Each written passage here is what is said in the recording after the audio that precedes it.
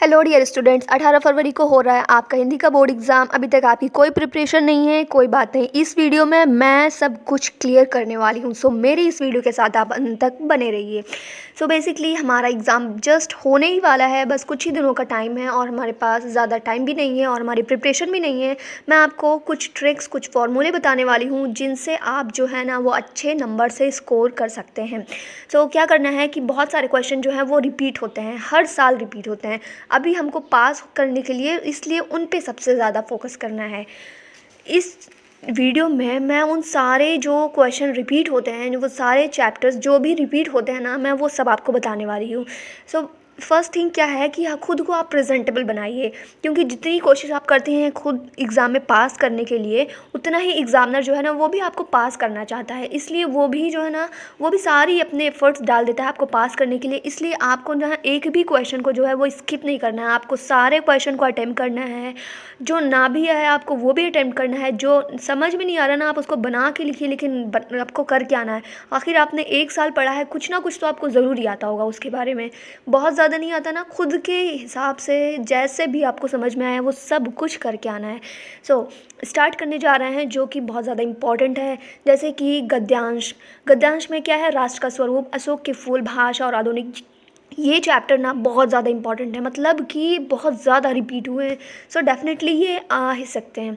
आपको ये ना बहुत अच्छे से लर्न करना है। आपको पता है गद्यांश में बहुत ज़्यादा टेंशन नहीं लेनी है, आपको बस इनकी स्टोरी लर्न करना है और बहुत ज़्यादा इसमें कुछ नहीं करना। और बाकी क्या है, पद्यांश। पद्यांश में जो आपको भी मालूम है, ये जो श्रद्धा और मनु ना, ये चैप्टर हद से ज़्यादा रिपीट हुआ है। मतलब कि अगर आपने इस चैप्टर को कर लिया ना तो डेफिनेटली मतलब 100% है कि आप जो है पास हो सकते हैं। मतलब आपको ये आ सकता है ये क्वेश्चन में, क्योंकि ये बहुत बार रिपीट हुआ है। और बाकी 3 चैप्टर्स और हैं, इन पे भी आपको बहुत फोकस करना है। सो ये इतना भी ज़्यादा नहीं है जितना आपको लगता है। अभी आपके पास जितना टाइम है ना, अगर आपको सच में कुछ करना है ना, मतलब आपको पास करना ही है ना, तो बस फिर जो टाइम है ना आपके पास, ये इनफ है। क्योंकि आप वो बच्चे हैं जो कि टीचर 1 साल में पढ़ाते हैं, आप एग्ज़ाम के एक दिन एक रात में, एग्ज़ाम की एक रात पहले वो सब क्लियर कर लेते हैं। उसके बाद आता है हमारा जीवन परिचय।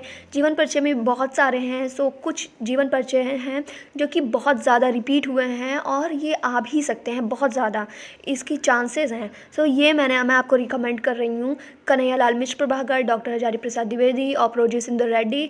और जो है ना आप जो नहीं भी लिखे हैं ना, मतलब जो आप नहीं भी लर्न करें ना, इसके इन जो मैंने रिकमेंड नहीं करा है, इनके अलावा जो और है ना, आप उनका जन्म, उनकी मृत्यु, बस 2 चीज़ लर्न कर लीजिए। और बाकी जो है ना, अगर इनके अलावा कोई और आ गया ना, तो आप ऊपर आंसर नंबर डाल के इनका नाम ऊपर लिख के, फिर उसके बाद उनकी जन्म और मृत्यु जो कि आप लर्न ही किए रहेंगे, आप वो डाल के सारा बायोडाटा इनका लिख देना है जिनका आप लर्न करके गए हैं।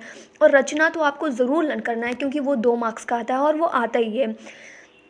आपका मेन फोकस होना चाहिए कि मुझे जितने भी क्वेश्चन हैं सबको अब अटेम्प्ट ही करना है, क्योंकि जो है ना, जैसे कि क्वेश्चन है 30 मार्क्स का, एक क्वेश्चन है 5 मार्क्स का। अगर आपने एक को छोड़ दिया ना, तो आपकी जो आंसर शीट है वो अब जो है ना वो 25 मार्क्स में ही चेक होगी।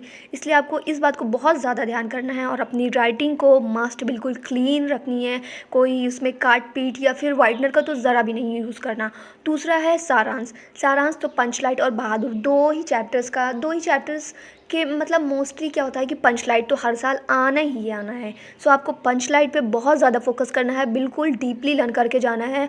अदरवाइज़ जो बहादुर है इसका आप लाइटली यूँ ही एक बार इसकी वीडियो देख लें या फिर एक बार इसकी स्टोरी सुन लें, बहुत ज़्यादा इस पर ध्यान नहीं देना। बट ये भी अच्छे खासे मार्क्स का आता है और ये ना डेफिनेटली है कि आना ही आना है, इसलिए आपको ज़रूर लर्न करना है। और उसके बाद आता है ग्रामर का पोर्शन, जो कि ये भी आना ही आना है, जैसे कि रस, छंद, अलंकार। आपको मालूम है कि इसको आना है, तो आपको बस टाइम निकालना है इसको लर्न करने के लिए और ज़रूर लर्न करके जाइए। और इसके एग्ज़ाम्पल, इसका उदाहरण वो तो आपको ज़रूर लर्न करना है।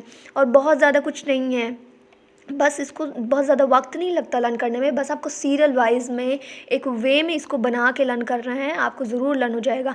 उसके बाद आ जाता है हमारा संस्कृत। संस्कृत गद्य और पद।